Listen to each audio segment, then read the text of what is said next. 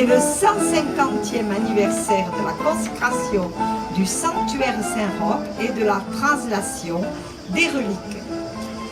Donc au programme, c'est Anne-Marie Comte-Privat qui ce soir est parmi nous, avec évidemment quelques membres de l'association, notamment un élu de Saint-Guilhem-le-Désert. Hubert Borg, je suis le deuxième adjoint chargé du tourisme, de l'environnement et des activités de pleine nature. Et qui porte autour du cou la médaille magnifique de Saint-Roch. Oui, c'est parce qu'il fait partie de l'association Saint-Roch. Je le voyais pencher un peu de l'avant depuis tout à l'heure, je me suis dit qu'est-ce qui se passe, mais c'est la médaille qui doit poser. C'est la médaille qui est lourde et donc il est pas gênant, non. Elle est très belle cette médaille. Effectivement, elle représente Saint-Roch et son chien fidèle. Et donc je vais passer la parole à Madame Martin-Privat, Anne-Marie Martin-Privat. Anne-Marie Comte-Privat.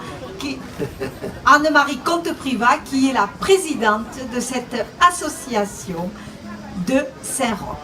Anne-Marie. Merci Madame Galana Roussel.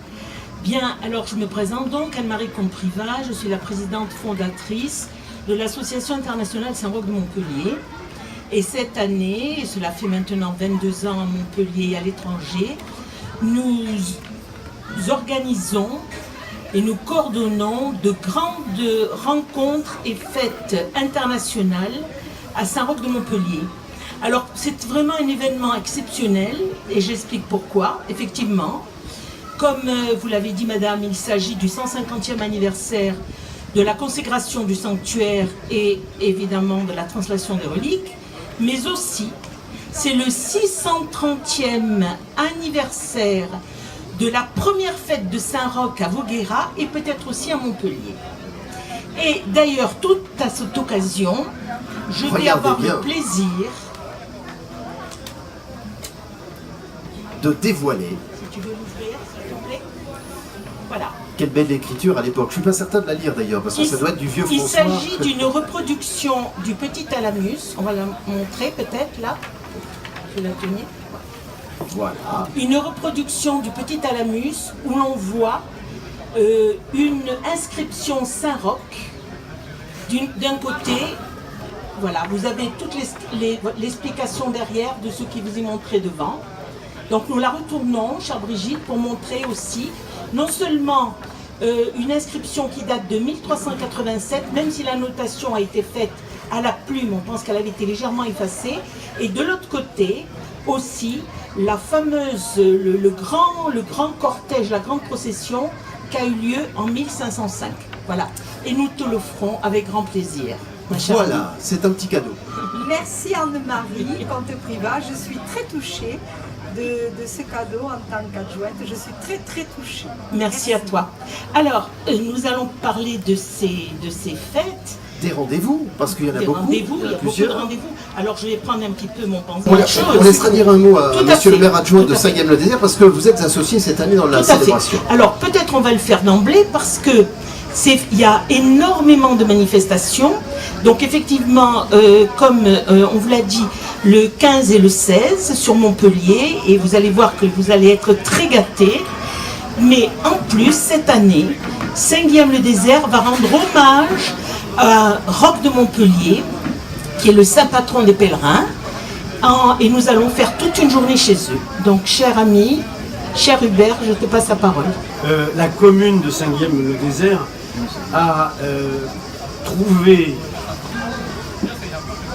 dans l'association internationale Saint-Roch de Montpellier, tu l'as bien dit, vraiment une énergie et une vocation culturelle qui a permis de lancer un projet avec Philippe Sorel, parce que nous l'avions vu au tout début de notre mandature et on voulait lancer un pont culturel.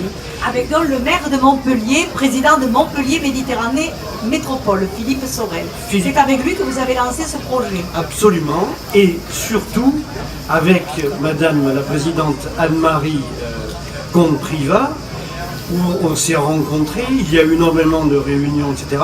Et puis on s'est dit, pourquoi ne pas faire la dernière journée dans notre magnifique village de Saint-Guilhem-le-Désert. Alors, on s'est rencontrés, on est venus, on a fait énormément de réunions préparatoires, on a repéré le site sur pièce, sur place, et finalement, le 17 août, eh bien, il va y avoir la clôture des journées de Saint-Roch. Eh bien, on va les clôturer à 5e avec des festivités tout à fait remarquables. Et donc, cette association qui est absolument remarquable entre Montpellier et Saint-Guilhem va lancer un concept qui est inédit. Parce que il ne faut pas oublier que Saint-Roch, c'est quand même le saint patron de tous les pèlerins. Et les pèlerins à Saint-Guilhem-le-Désert, nous en avons toute l'année, comme à Montpellier.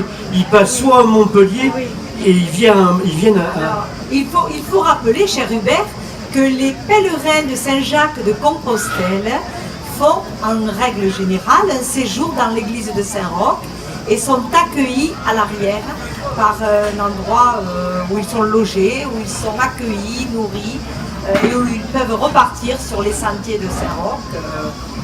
Voilà. Donc Montpellier est une ville de pèlerinage et un passage de Saint-Jacques de Compostelle. Il ne faut pas l'oublier. On ne l'oublie pas, d'ailleurs, c'est le passage incontournable. Voilà, donc je vais redonner le micro pour ne pas être trop long, mais ce qu'il y a d'important, c'est qu'il va y avoir ce lien entre la métropole et le village de Saint-Guilhem, qui, je vous rappelle, est un village classé par 2 fois patrimoine mondial de l'UNESCO, par le cloître de Saint-Guilhem, abbaye de Gélone, et puis par tout le pastoralisme du Cos du Larzac, des Grands Cos, et également nous sommes grand site de France, et nous sommes parmi l'un des plus beaux villages de France. Donc toute cette notoriété profite bien sûr aussi à Montpellier, parce que Montpellier et Saint-Guilhem, ça se fait très rapidement par l'autoroute, la 750, et vous pouvez y venir très rapidement. On sent qu'il aime son village, il aime son village. Quel dommage que le cloître soit parti à New York, le cloître de Saint-Guilhem, quel dommage. Ouais.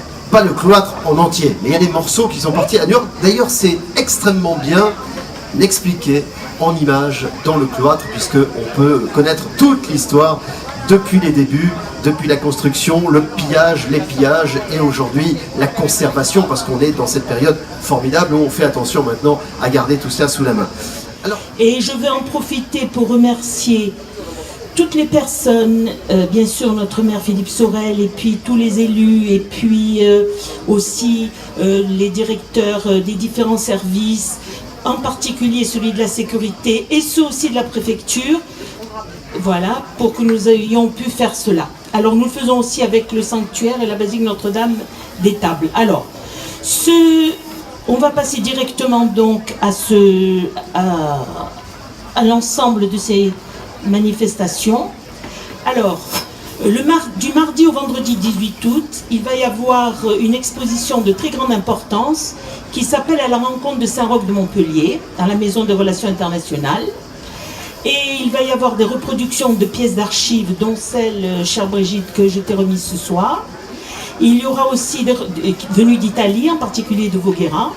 Il y aura des reproductions du Petit Alamus de Montpellier. Il y aura aussi des pièces originales et anciennes d'une collection privée de Michel Sprickler, qui est vraiment magnifique et très importante.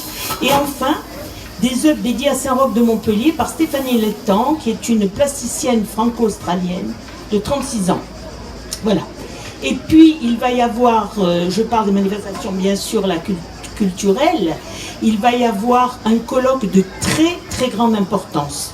Donc je voudrais vraiment le souligner là, parce qu'il vient s'inscrire à la suite du congrès qui a eu lieu à Saint-Jacques-de-Compostelle en 2014, et il s'agit dans le sujet tourisme et spiritualité. Et selon l'Organisation mondiale du tourisme, il y a, avec plus d'1 milliard de clients, il y a à peu près 20 millions d'étrangers, de visiteurs étrangers, de touristes étrangers qui viennent pour une thématique, pour visiter la France sur une thématique spirituelle et religieuse. Et il y a 50 millions de personnes qui viennent en France et qui sont intéressés par les cathédrales, enfin par tout l'art sacré. Alors ce colloque très important, international, qui a le label aussi d'Atout France, que nous faisons bien sûr avec Montpellier Métropole et que je vais avoir le bonheur de piloter, avec mon ami Claudio Bragheri, qui est le président de l'association italienne de San Rocco de Montpellier, c'est-à-dire qu'il coiffe à peu près une quarantaine de villes, beaucoup de quartiers, beaucoup de confréries, et qui sera là avec moi. Et Anne-Marie, est-ce qu'on peut espérer qu'ils seront en habit? Oui, mais ce qu'il va y avoir, c'est qu'il va y avoir de nombreuses confréries. Mais alors, mais voilà, très nombreuses confréries. Voilà, donc les enfants sont invités très nombreux à venir suivre ce cortège qui est réellement très coloré, très vivant, avec les drapeaux envoyés en l'air à quelques mètres en hauteur, en habit médiéval, cette année aussi. Oui. Voilà. Et donc ces manifestations-là font partie des réjouissances, sont faites en présence du maire, puisqu'il y a un important défilé. Oui. Et réellement, c'est un plaisir des yeux de voir défiler l'ensemble des Saint-Roch d'Italie. Tout à fait, tout à fait. Alors là, c'est au niveau, évidemment, ce que tu viens d'évoquer, c'est au niveau des cortèges, des défilés avec les lanceurs de drapeaux de San Borgo Lorenzo d'Alba, avec toutes ces confréries qui vont arriver de partout, et évidemment de notre région aussi. Voilà, ça sera au moment des défilés, des cortèges et des processions. Voilà, et l'ensemble des confréries de Montpellier, et Dieu sait qu'elles sont nombreuses, seront là, en habit, présentes. Ce sera très très coloré, très vivant, et j'invite les Montpelliérains à suivre l'ensemble de ces réjouissances montpelliéraines. Ne pas oublier que l'évêque de Montpellier ce jour-là bénit les animaux, l'ensemble des animaux, autant les poules, les lapins, les chiens, les chats, les perroquets, les oiseaux, l'ensemble des animaux de Montpellier, des personnes qui veulent bien, au pied de Saint-Roch, apporter un animal.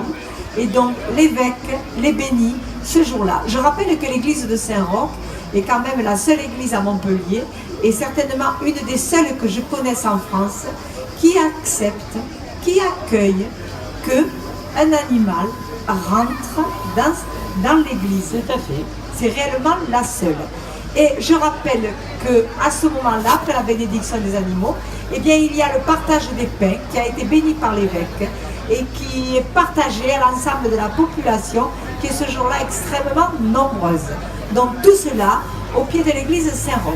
J'engage l'ensemble des Montpelliérains à se joindre à toutes ces réjouissances. Voilà.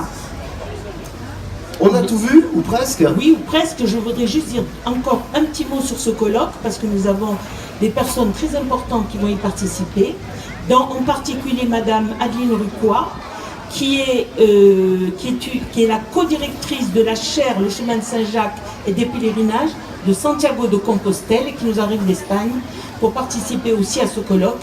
Je vous y invite vraiment tous, l'entrée est libre, c'est juste en face, à la salle Rabelais, et c'est le mardi. Voilà. C'était une ouverture spéciale, fête de la Saint-Roch aujourd'hui sur les estivales de Montpellier. Voilà, merci de vous être arrêté. Monsieur le maire adjoint, bon retour à Saint-Guilhem-le-Désert. Merci à l'association Saint-Roch, merci Anne-Marie Comte-Privat, et merci, cher ami. Écoutez, je vous remercie et je vous invite bien sûr à venir nombreux aux fêtes de Saint-Roch à Montpellier et de clôturer la dernière journée, c'est le 17 pardon, à Saint-Guilhem-le-Désert. Bienvenue à Saint-Guilhem-le-Désert.